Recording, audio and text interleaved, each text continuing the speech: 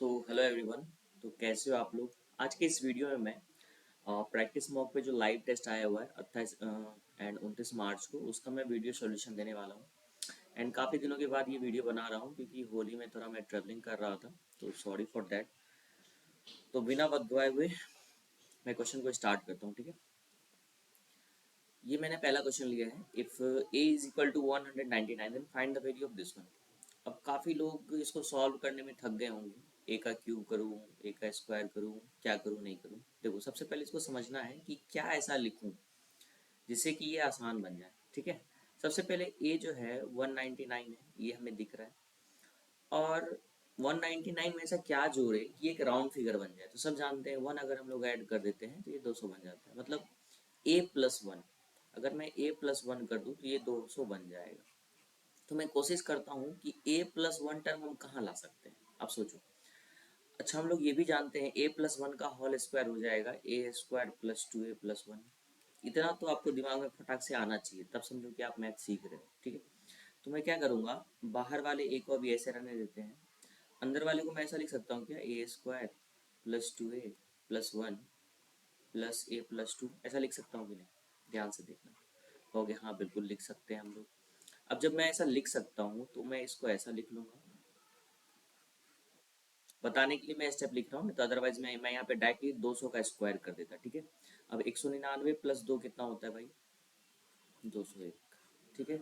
और यहाँ पे क्या लिख सकते हो, 200 का स्क्वायर लिख सकते हो ना, मैं डायरेक्टली अब 200 कर दूंगा। 200 का स्क्वायर क्या होता है, चार पे चार जीरो, उसमें 201 जोड़ दो, यहीं पे मैं 201 कर देता हूँ, कोई दिक्कत नहीं। अब इसमें गुना हो रहा है, किससे गुना हो रहा है, ए से। ए कितना है 199, तो 199 को हम लोग कैसे लिख सकते हैं, 200 माइनस एक लिख सकते हैं कि नहीं, बिल्कुल लिख सकते हैं। अब इसको गुना कर दो, पहले 200 से अगर इसको गुना करोगे तो दो जीरो डायरेक्टली आ गया, दो से गुना करो, दो जीरो चार जीरो आठ, उसमें माइनस वन है, मतलब ये माइनस वन से गुना होगी यहाँ आ जाएगा, मतलब चार जीरो दो जीरो एक यहाँ आ गया, घटा दो।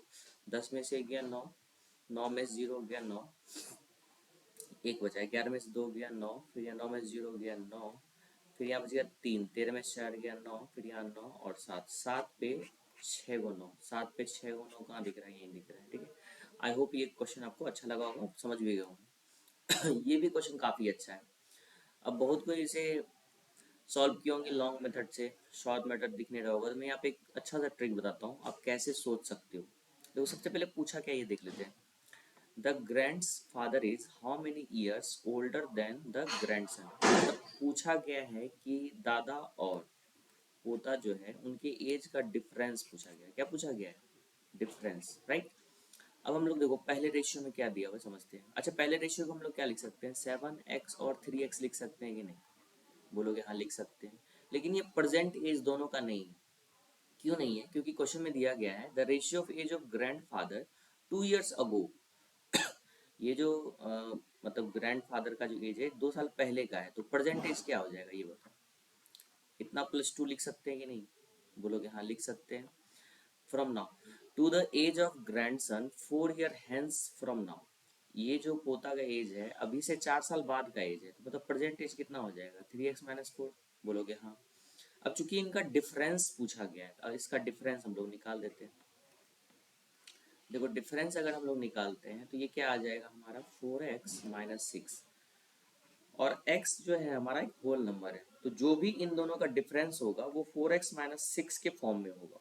अब x के जगह पे आप क्या करो, कोई ना कोई नंबर रखो, कोई ना कोई होल नंबर रखो जिसको रखने पर क्या आ जाए, मतलब कोई ना कोई ऑप्शन से सूट करे, ठीक है।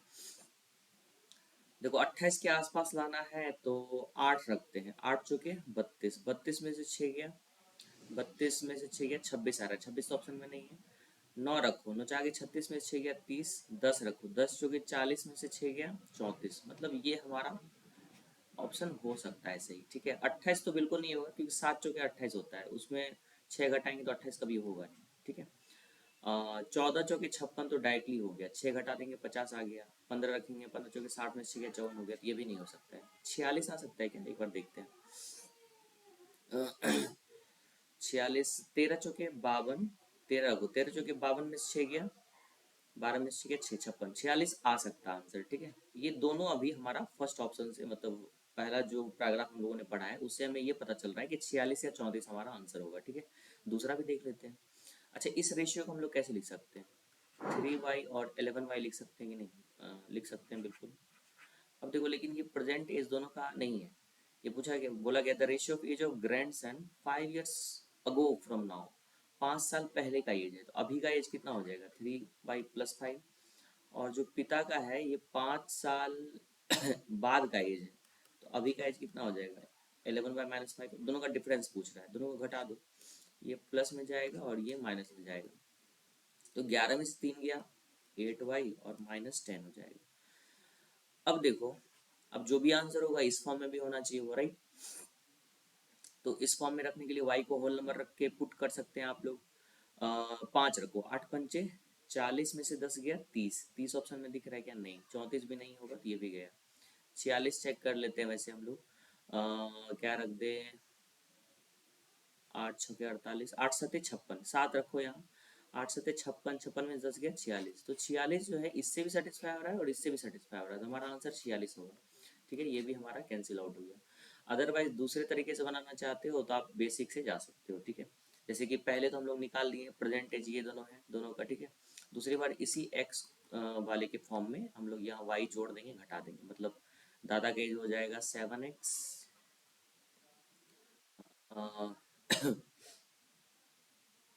अच्छा, प्रेजेंटेज तो निकला हुआ है, रेशियो में निकाल लेंगे, राइट?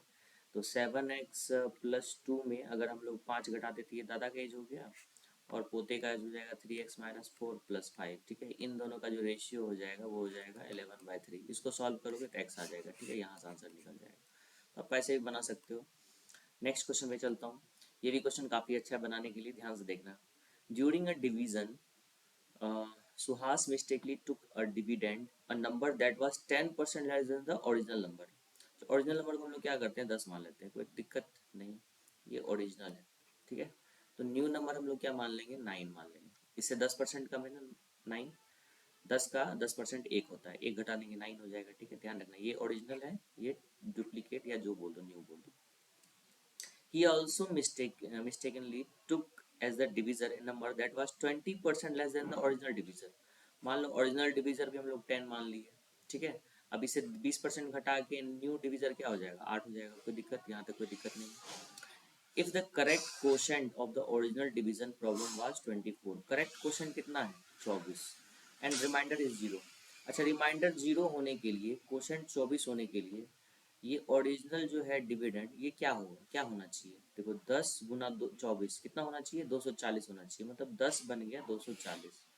अब ये हम लोग 240 ले लिए समझने के लिए। अब देखो ध्यान से, तो ओरिजिनल डिविडेंड हमें पता चल गया। 240 का अगर 10% घटाओगे तो यहाँ आ जाएगा। ठीक है, तो 240 का 10% होता है 24। इसको अगर घटाओगे तो कितना हो गया? 6, 1, 9, 216। तो पूछा क्या? What was the quotient that Suhas obtained assuming his calculation has no error. अगर सुहास सोचे उसके कैलकुलेशन में कोई एरर ही नहीं है तो उसका ये क्या होगा क्वेश्चन? तो हमें डिविडेंड यहाँ का पता चल गया 216 है, क्योंकि 240 से 10% कम लिया गया था। और वो डिवीजर के बारे में सोच ही रहा है कि वो 8 ही है, तो इसको सॉल्व कर लेते हैं। 8 दूना 16, 8 सत्ते 56। तो क्वेश्चन हमारा क्या आ गया? 27। ठीक है, नेक्स्ट क्वेश्चन में मूव करता हूँ मैं। चलो इस क्वेश्चन को देख लेते हैं। Points A and B are में सर्किल विद सेंटर ओ। एक सर्किल है, इसका सेंटर ओ है, इस पे 2 पॉइंट है ए और बी, जिस पे बाहर पी पॉइंट से टेंजेंट ड्रॉ किया गया। ठीक है, तो if P and P B are inclined to each other at 42 degree, ये एंगल हमें 42 डिग्री दिया हुआ है। ठीक है, पूछा है find the measure of angle O A B. O A B, देखो ध्यान से समझ लो, इसका आधा होता है ये। ठीक है, इसका आधा होता है ये, दोनों बराबर ही होगा। 42 का आधा कितना हो गया? 21 डिग्री। ठीक है, ये से ध्यान रखो। या फिर अगर हमें ये एंगल दिया है डायरेक्ट, ये वाला, तो ये और ये आपस में क्या होता है? बराबर होता है। ठीक है, ध्यान रखना। नेक्स्ट पे चलता हूँ। If the ratio of number of petrol cars to the diesel cars sold by company B and C B is इतना इतना रिस्पेक्टिवली। बी द्वारा जो है पेट्रोल और डीजल कितना कितना बेचा जा रहा है? 11:9 के रेशियो में, और सी द्वारा कितने रेशियो में बेचा जा रहा है? 5:4 के रेशियो में। Find the total number of petrol cars sold by company B and C together. Petrol car से मतलब है, डीजल कार से मतलब नहीं है। पेट्रोल जो है हमारा पहला रेशियो का पहला पार्ट है। ठीक है, तो बी कहाँ है? देख लो भाई, बी हमारा 20%। तो 20% का 11/20, कोई दिक्कत? 11 पेट्रोल का रेशियो है और 20 जो हो गया, दोनों का सम हो गया पेट्रोल डीजल का, ये हो गया 11%। फिर सी उसके जस्ट बाद है 18%। 18% का पेट्रोल का निकालना है तो 5/9, 9 दूना 18, 5 दूना 10%। तो टोटल पेट्रोल कितना हो गया? 21%। किसका 21%? तो टोटल देखो कितना यहाँ पे है, 6000। परसेंटेज को हटा दो, डबल जीरो गया, तो 21 चौके 1260 आंसर होगा हमारा। ठीक है, तो हमारा ये ऑप्शन करेक्ट होगा। नेक्स्ट पे चलता हूँ मैं। ये भी क्वेश्चन काफ़ी अच्छा लगा था मुझे। In a 900 metre race A beats B by 75 seconds और 180 metres, then find the speed of A. ध्यान समझते हैं आप। एक रेस है, ठीक है, कितने मीटर का? 900 मीटर का। ए जीता, बी हारा, तो ए यहाँ पहुँचा है, मान लो बी तभी यहाँ पहुँचा है। ये पूरा डिस्टेंस तो 900 मीटर है, बताइए हमें। ए जो है बी को जो हराता है ना, वो 180 मीटर से हराता है। कितने मीटर से हराता है? 180 मीटर। मतलब ये डिस्टेंस जो है 180 मीटर है। जब ए यहाँ पहुंचा तो बी 180 मीटर पीछे था।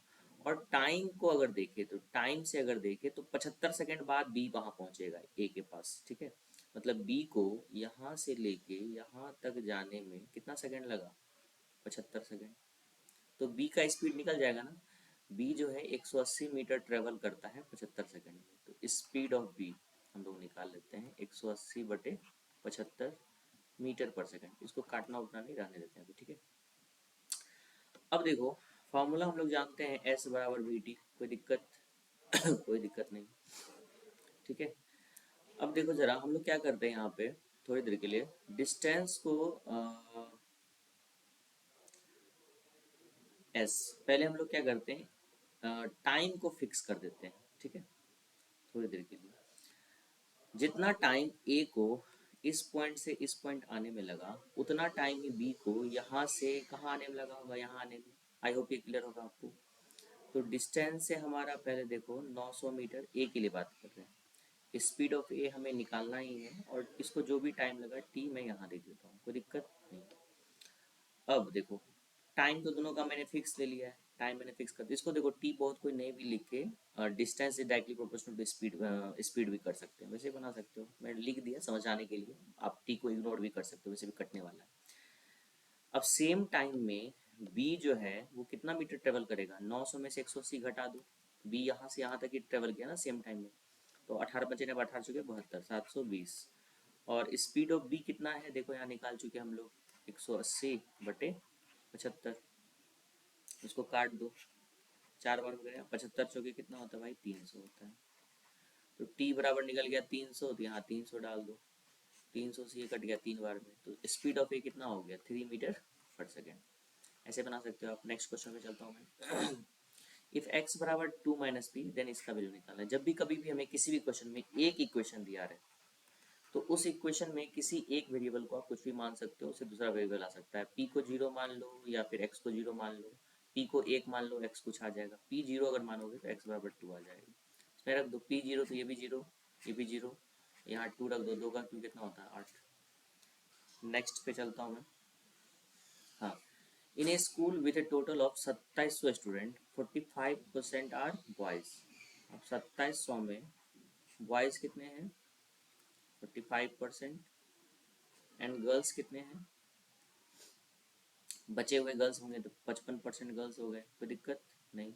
If 40% of boys and 20% of the girls are NSS volunteers, then find the total number of students in the school who are NSS volunteers, मतलब volunteers। सबसे पहले जितना बॉयज है उसका 20%, 45 का 20% कितना होता है भाई? 9। ठीक है, तो 9% बॉयज जो है वॉल्टियर्स हैं NSS के। और इसका 20% निकालोगे कितना? 40% है ना, सॉरी सॉरी, 40% निकालना है यार। 4 4 चौके 16, 4 5 20, 18। 18% बॉयज जो है NSS वॉल्टियर्स होंगे। एंड गर्ल्स जो है इसका 20%, मतलब 11%। 55 दूना 110, मतलब 11%। ये दोनों वॉल्टियर्स है। टोटल कितना वॉल्टियर्स हो गए भाई? 29%। 29% मतलब 29/100, और टोटल स्टूडेंट कितना है? 2700। Double zero double zero cut गया, यूनिट डिजिट 9 7 63, लास्ट में 3 बहुत जगह है। तो इसको लिख दो 30 - 1 गुना 27, 27 दिया 81 माइनस 27, 10 में से 7 गया 3, 10 में से 2 गया 8, 783। ठीक है, नेक्स्ट पे चलता हूँ मैं। A silk shirt with cost price of rupees इतना is marked 123% above its cost price and sold after a discount of rupees 93। 1100 का शर्ट था, 23% एबव रखा गया इस पे मार्क प्राइस, तो 123% हो जाएगा। 123% मतलब ये डबल जीरो कट गया। 11 तिया 33 की 3 बाकी 3, 11 दूना 22, 3 25 के 5 बाकी 2, 11 के 11 2 13, इसमें से 93 छूट दिया गया तो सेलिंग प्राइस बना 0। 15 में से 9 गया 6, 1260। कोई दिक्कत? A cotton shirt with cost price of 900 is sold at a profit of इतना परसेंट, 900 का 50/6, 50/3 कितना होता है? देखो 50/3 परसेंटेज को अगर फ्रैक्शन में चेंज करेंगे तो ये हो गया 1/6, और प्रॉफिट की बात कर रही है तो 7/6 से गुना कर दो इसमें, तो सेलिंग प्राइस हो गया 900 गुना 7/6, 6 से काट दो, 15 छः 90, 150 हो गया, 0 से 0 भी कट ही गया, 7 से भी कट जाएगा भाई, 18 से 126, 3 से काटो, 3 छः 18, 3 5 15, 6:5 हमारा आंसर हो जाएगा। नेक्स्ट पे चलता हूँ मैं। If the simple interest for 9 years be equal to the 45% of the principal, then the rate of interest per annum। Simple interest जो है 45% ऑफ प्रिंसिपल है, तो सिंपल इंटरेस्ट होता है P into R into T by 100। 100 से 100 cut ही गया, P से P cut ही गया, 9×5 = 45 हो ही गया, तो 5%। नेक्स्ट पे चलता हूँ मैं। The line represented by equation this one intersect each other at A and B. तो ए और बी का वैल्यू निकालना पड़ेगा। इंटरसेक्ट करने के एक्स का देखो कॉफिशिएंट -3 यहाँ +3, दोनों को जोड़ दो, दोनों को जोड़ते हैं डायरेक्ट, ऊपर नीचे लिख के नहीं, यहीं से जोड़ते हैं। देखो 3x से 3x कट जाएगा, 2y कितना हो गया 4y, प्लस हो गया कितना 20 बराबर 0, तो y बराबर हो गया -5। और y जब -5 हो गया तो हम लोग y का वैल्यू किसी एक में रख देते हैं, इसमें रख दो, -10 -3x प्लस 34 बराबर 0, 4 है, तो -3x बराबर हो जाएगा कितना -24, तो x बराबर हो गया 8, तो a हो गया 8 और -5, तो इसका वैल्यू यहाँ रख दो, 8 चौके 32 प्लस 5 37। नेक्स्ट पे चलता हूँ मैं। Average of two number is 69, तो दोनों का सम कितना होगा, इतना इंटू 2, 138। कोई दिक्कत? If 6 is added to the smaller number, then the ratio of the smaller to the larger number becomes 1:3। अभी इस रेशियो को हम लोग कैसे लिख सकते हैं, x:3x, लेकिन ये ओरिजिनल नहीं है। ओरिजिनल नंबर निकालने के लिए स्मॉलर में क्या करना पड़ेगा, 6 घटाना पड़ेगा, क्योंकि 6 ऐड करने के बाद जो रेशियो निकाला था तब ये रेशियो आया था। ओरिजिनल नंबर हो जाएगा x-6 और 3x, तो इन्हीं दोनों का सम जो दिया हुआ है ना भाई, वो 138 है। तो 4x इधर हो गया, 6 इधर जोड़ दो 144, तो x बराबर 4 तिया 12, 424 36। Find the difference between the two numbers.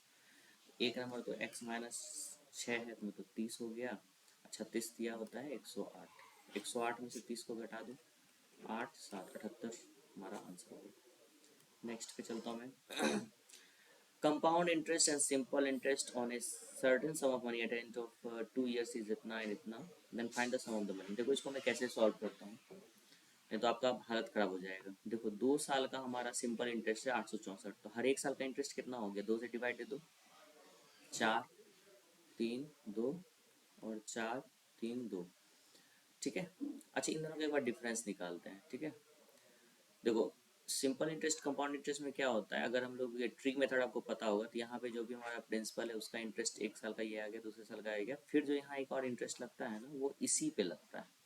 ठीक है, इसी पे R% लगाओगे तो ये इन सबको जोड़ दोगे तो हमारा कंपाउंड इंटरेस्ट आ जाएगा कितना, 915.84।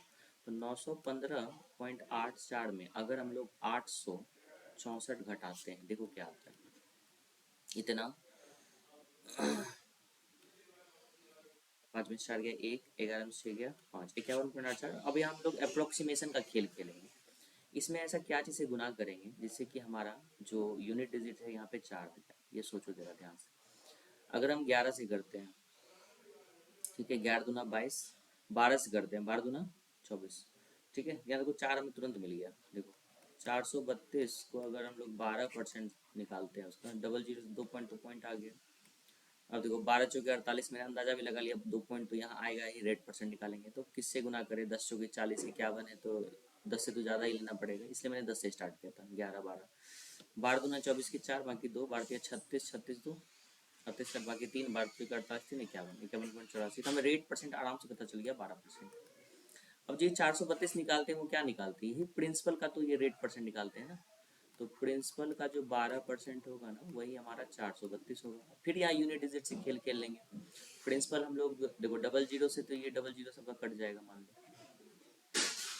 अब तुम 12 को गुना कर रहे हो प्रिंसिपल से, यूनिट डिजिट 2 आ रहा है, देख लो 2 से, 2 छक्के 12 इसमें तो आ रहा है, 2 चौके 8 ये गया, 2 गुना 0 0 गया, 2 8 16 ये भी गया, तो पहला ऑप्शन हमारा करेक्ट होगा। नेक्स्ट पे चलता हूँ मैं।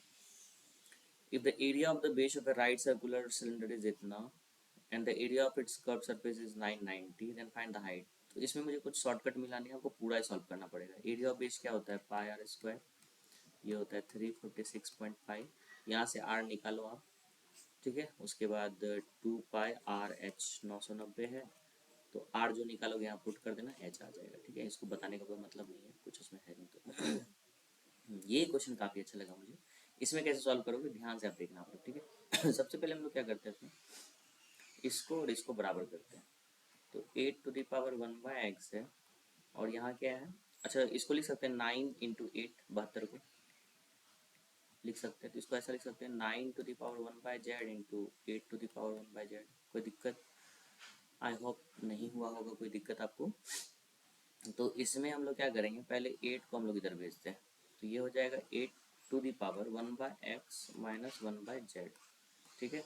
और यहाँ क्या आ गया 9⁻1/z, ठीक है। ये दोनों हमें पता चल गया। उसके बाद क्या करेंगे हम लोग, दूसरा इक्वेशन इसको इसको लेते हैं। अब इसको क्यों ले रहे हैं, अब सोचो ये ज़रा, इसको इसलिए ले रहे हैं क्योंकि पहले इक्वेशन में हमारा 8 और 9 दिख रहा है, दूसरे इक्वेशन में हम लोग 8 और 9 लेंगे तभी हम लोग कुछ कंपेयर कर पाएंगे। अगर हम लोग ये वाला लेते हैं तो फिर इसमें या तो हम लोग ये वाला भी लेके कर सकते हैं, सॉल्व हो सकता है। अगर हम लोग इसको लेते हैं थोड़ा ईजी पड़ेगा, 8⁻1/x हुआ, इधर 9 क्या है 1/y, कोई दिक्कत नहीं। अब क्या करो, इस z को हम लोग राइट साइड भेजते हैं, 1/z को, तो पावर अगर जाता है इधर राइट साइड मतलब लेफ्ट साइड, तो ये पलट जाएगा, मतलब ये ZY1 हो जाएगा, तो z से इसमें मल्टीप्लाई करना पड़ेगा। y को भी अगर हम लोग इधर भेजते हैं तो ये y/x हो गया, कोई दिक्कत। अब दोनों इक्वेशन का देखो, एक इक्वेशन ये वाला हो गया, दूसरा ये हो गया, दोनों का अगर RHS सेम है तो LHS भी सेम होगा। अब देखो यहीं पे डायरेक्टली सेम करें, 10 स्टेप नहीं लिखेंगे, LHS सेम हो गया। अब दो एक्सपोनेंट अगर आपस में इक्वल हो और दोनों का बेस सेम हो तो पावर भी क्या होता है, सेम होता है। यहाँ हो गया y/x बराबर, z को इसमें मल्टीप्लाई करके लिख देते हैं, कोई दिक्कत। यहाँ हो जाएगा z/x माइनस 1, कोई दिक्कत नहीं।